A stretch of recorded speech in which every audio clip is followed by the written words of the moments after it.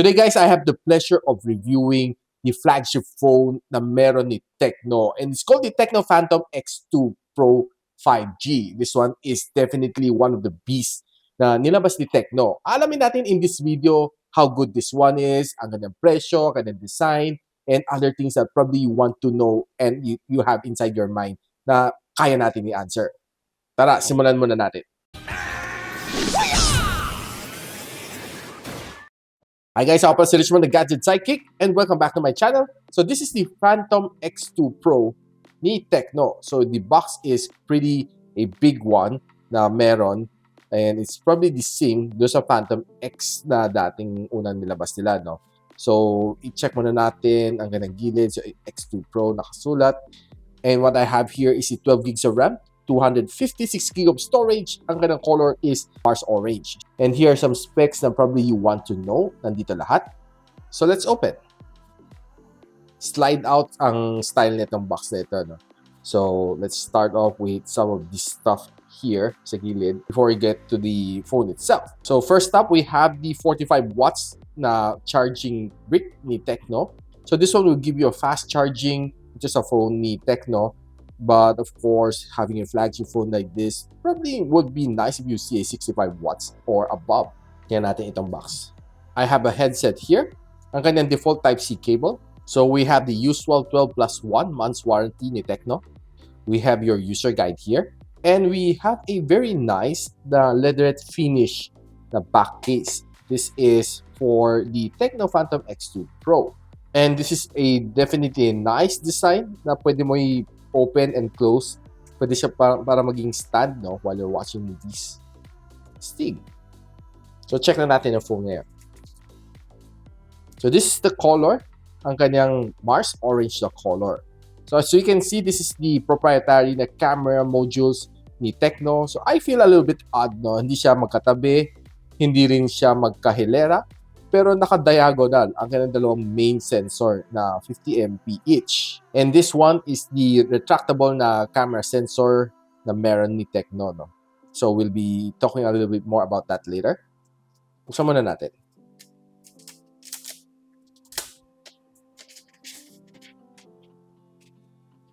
So the finish is definitely good. I think parang medyo may pagka felt paper finish siya. This one is made out of eco-friendly material. I'm not quite sure kung ano material, no, but definitely it's not a fox leather finish, but rather more parang paper-like feeling ang finish niya. Masarap ang ano niya, ang feel sa kamay. And salpakin muna natin case para makita na how it looks like. So the theme na orange and black is good. A good combination. So you can use this as a stand if you want to watch videos like this. Okay, di ba? So right now, let me give you a quick tour dito sa phone na ito. Sa ilalim, loudspeaker, Type-C port, microphone yan, of course, kanya SIM tray. Now, titingnan muna natin kanya SIM tray. So kita natin, it supports 2 5G SIM. And kita nyo dito, no guys, meron siyang kulay green na parang rubber. Is para hindi makapasok ang tubig. On this side, we have the power button, of course, your volume rocker. Sa ibabaw, we have your noise cancelling mic. And on the other side, just some antenna band. We have your triple camera setup dito sa likod. And we have a curved screen dito sa harap together with a punch hole na front-facing camera.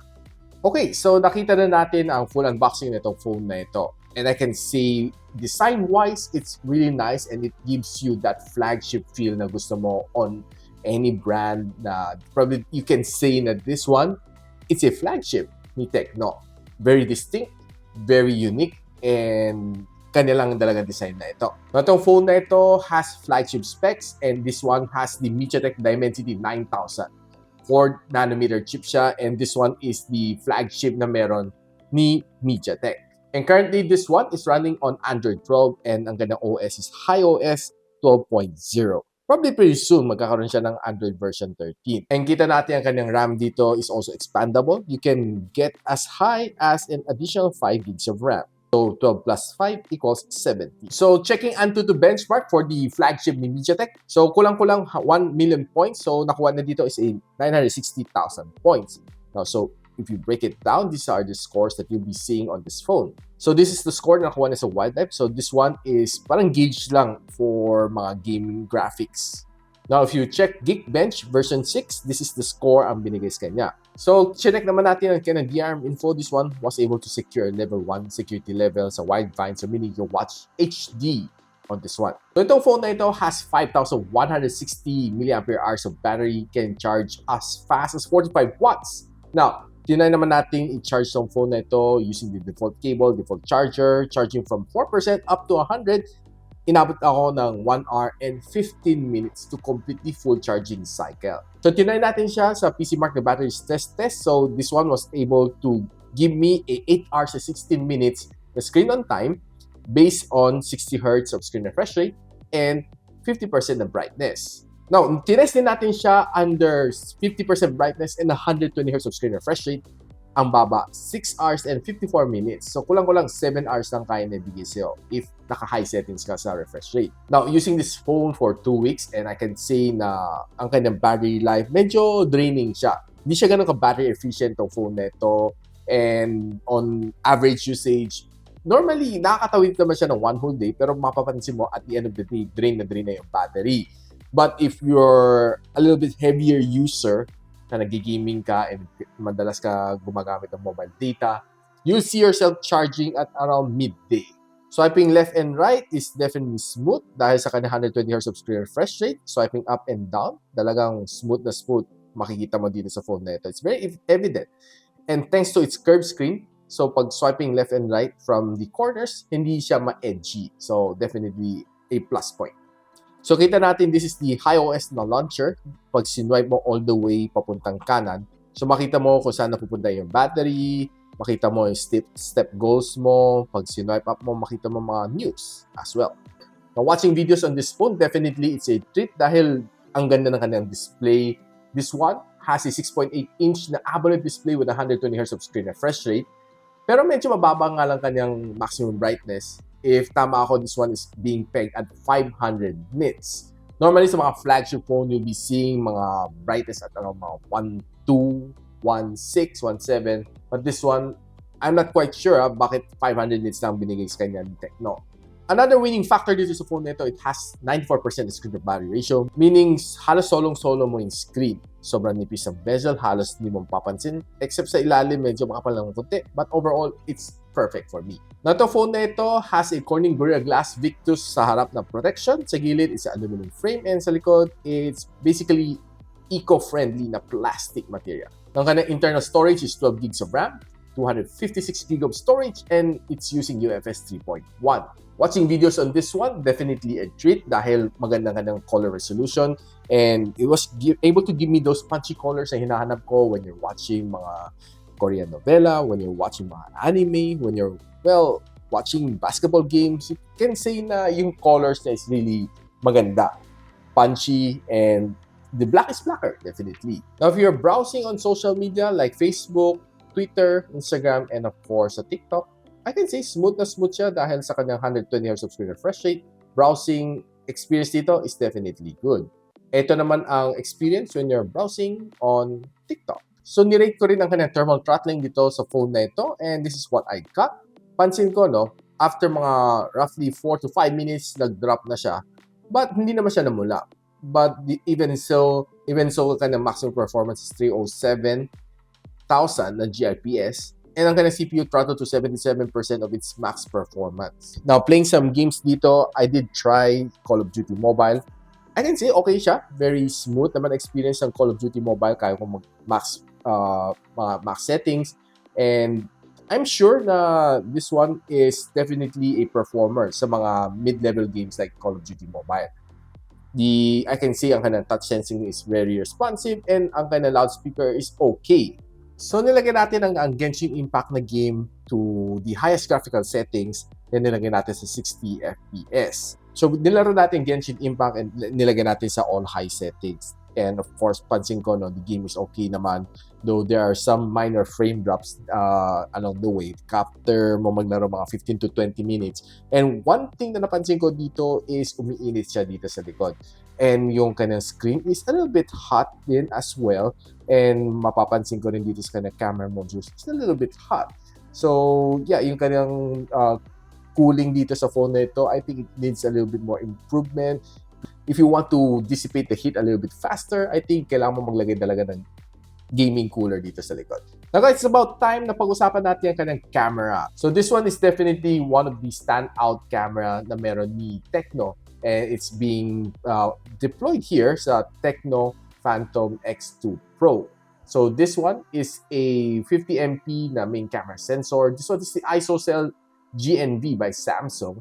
And nakita natin to, and previously nakita na natin to sa Vivo X80 series. And of course, this one employs an RGBW arrangement and gamit na ISOCELL 3.0 technology. So kung nag-zoom ka using this sensor, may motor sa loob na pops out siya.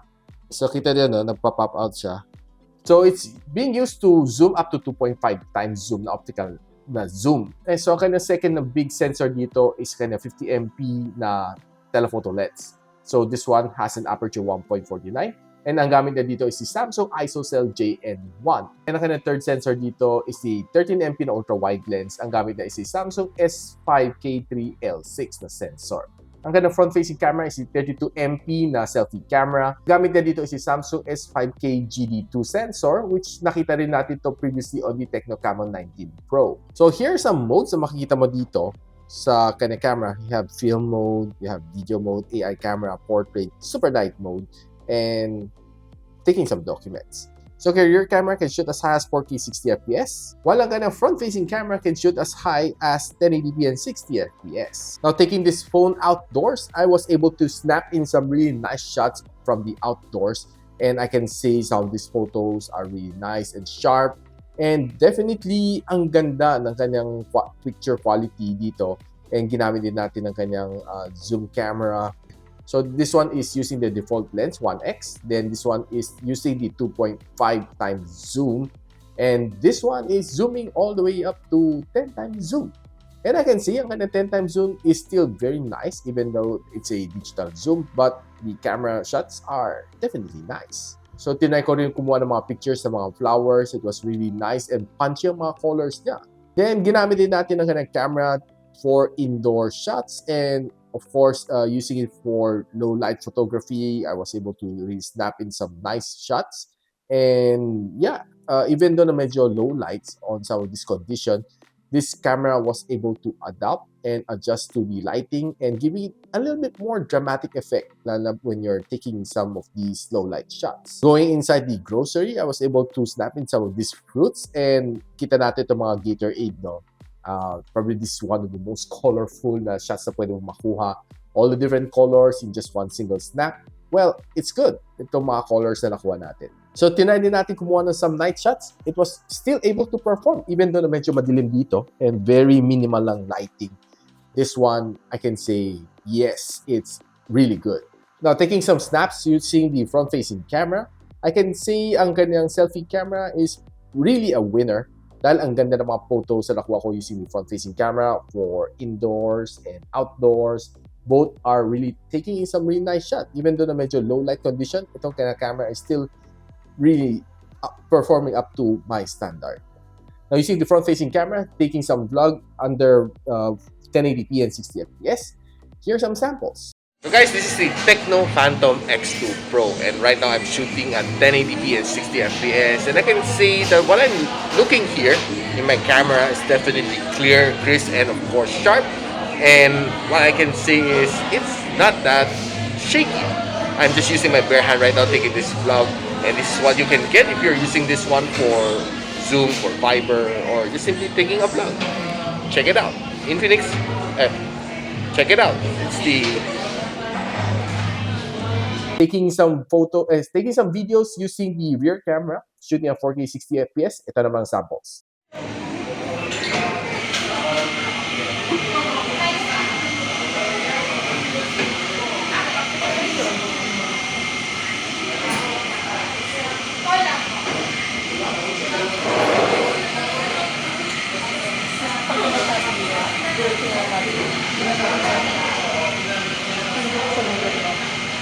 Now, the only thing na probably hindi nyo pa alam is its price. This one is being priced at $42,999, and this one is pretty much limited, ang Tecno Phantom X2 Pro. And I can say that this one is definitely on a league of its own. Though medyo na-weirdohan ako sa kanyang camera module, it's really odd looking. Instead of placing side by side or placing it horizontally or vertically, naka-diagonal siya. And yeah, very distinct siya on its own. Medyo weird nga lang tignan. Parang duling.